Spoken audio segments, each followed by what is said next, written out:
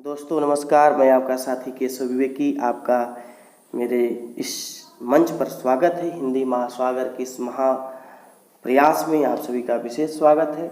आइए अपने विशेष टॉपिक लेखन विचार के भाग 3 से जुड़ते हैं। यहाँ आपके लिए कुछ बातें हैं। यदि आप लेखक हैं तो ये 3 बातें आपके लिए, यदि आप लेखक बनना चाहते हैं तो 3 बातें जानना जरूरी है। इन 3 बातों को समझ लिया, आधी तैयारी पूरी समझना चाहिए। आप सभी से आग्रह है कि वीडियो पूरा देखें, तभी लाभ मिल सकेगा। इस भाग में आज हम जानेंगे जमीन तैयार करने की तैयारी, बीज रोपण हेतु आवश्यक तैयारी, विधा और शैली की सामंजस्य कोण। जमीन तैयार करने की तैयारी लेखन के क्षेत्र में इस विषय के बारे में जानना अति आवश्यक है। किसानों की तरह ही एक लेखक की जिम्मेदारी होती है कि वह कुछ भी तैयार करने से पहले उसके लिए अच्छी जमीन की तलाश करे और उचित रूप से उसे बनाए। इसके लिए कुछ कदम अपनाए जा सकते हैं। जमीन तैयार करने के लिए आवश्यक औजारों की खोज करना, जैसे फावड़ा, कुदाल। जब आप लेखन करते हैं तो ज़मीन को खोदने खोदने के लिए उसकी आवश्यक सामग्री जो भी है वो लेना जरूरी है। तैयार करते वक्त प्रयोग में आने वाली सामग्रियों की एकत्रित करना, जैसे आवश्यक खाद। हम जमीन तैयार करते हुए कुछ ऐसे पोषण तत्व होते हैं जो डालते हैं। उसी तरह से हम जब अपने लेखन की खेती तैयार करने के लिए जमीन तैयार करते हैं तो वहाँ के लिए भी कुछ खाद्य सामग्रियाँ चाहिए होती हैं ताकि वो उर्वरा शक्ति बनी रहे।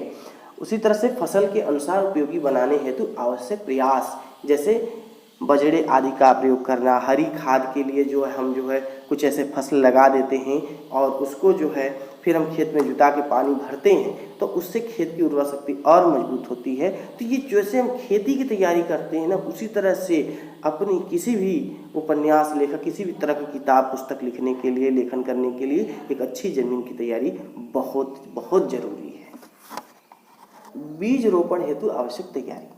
आमतौर पर सभी बीज खेतों में डाल आते हैं, परंतु एक सजग किसान ऐसा नहीं करता। लेखक द्वारा लिखी जा रही विषय वस्तु ही बीज रोपण है। ज़्यादा अंदर या ज़्यादा बाहर मिट्टी से होना बीज के लिए नुकसानदायक होता है। एक लेखक के तौर पर हमें इस बात को गौर से समझना होगा कि आखिर लिख रहे कंटेंट किस स्तर से पूरा हो रहा है।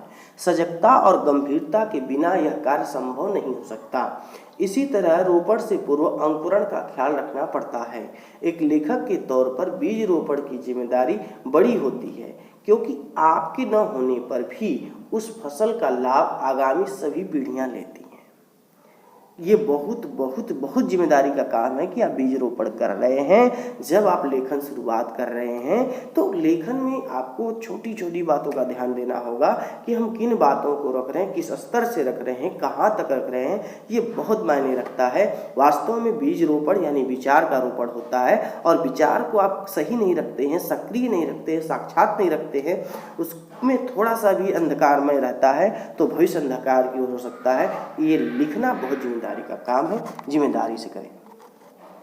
विधा और शैली की सामंजस्य कोण। हमेशा इस पे लोग कंफ्यूज रहते हैं, इसलिए मैं इस बात को ले आया हूँ। विधा और शैली के बारे में सभी नहीं जानते हैं या सही से नहीं जानते हैं। लेखक अपनी बातों को रखने के लिए ऊर्जा का बड़ा हिस्सा खर्च करके भी यहाँ विफल हो जाता है। एक लेखक की लेखकी इन दोनों के बिना पूर्ण नहीं हो सकती। विधा के द्वारा यह पाठक को अपने विचारों से जोड़ता है, वहीं शैली के द्वारा अपने कथ्य को प्रस्तुत करने में सफल होता है। विषय के साथ सही विधा को अपनाना जरूरी है और निरंतर प्रयास करके अपनी शैली को परिपक्व और ग्राह्य बनाना है। अच्छे लेखन करके ही पाठकों को स्वस्थ रखा जा सकता है और अपने लेखन को उद्देश्य प्रदान किया जा सकता है। मैं आप सबसे विशेष प्रार्थना करता हूं कि अगर आप कुछ लिखते हैं, कुछ बनाते हैं, खास करके लेखन के क्षेत्र के लिए, तो आप हमेशा अपने पाठक के स्वास्थ्य का ख्याल रखें, क्योंकि वो आपकी चीज़ों को पढ़ के बीमार नहीं होना चाहिए। आपकी बातों से उसका दिल टूटना नहीं चाहिए, आपकी वजह से उसका किसी प्रकार का अहित नहीं होना चाहिए। सुखद जीवन उसका तब होगा जब सुखद सटीक लेखन आपका होगा। इसलिए इन 3 बड़े स्तंभों की मैंने बात किया, इस पे आप मनन मंथन करें, जमीन अच्छी तैयार करें, बीज रोपण करें और साथ ही साथ विधा और शैली पर विशेष ध्यान दें। नहीं जाना जमीन तैयार करने की तैयारी, बीज रोपण हेतु आवश्यक तैयारी, विधा और शैली की सामंजस्य कौन। लेखन संबंधी अपने प्रश्नों को भेजें, उसका उत्तर अगले भाग में दिया जाएगा। इस भाग में आपको क्या नया मिला कमेंट करके बताएं और वीडियो को लाइक करें, वो मित्रों को भेजें और नई बातों से जुड़े रहने के लिए चैनल को सब्सक्राइब करें। मिलते हैं अगले भाग में, तब तक के लिए नमस्कार, बहुत बहुत धन्यवाद।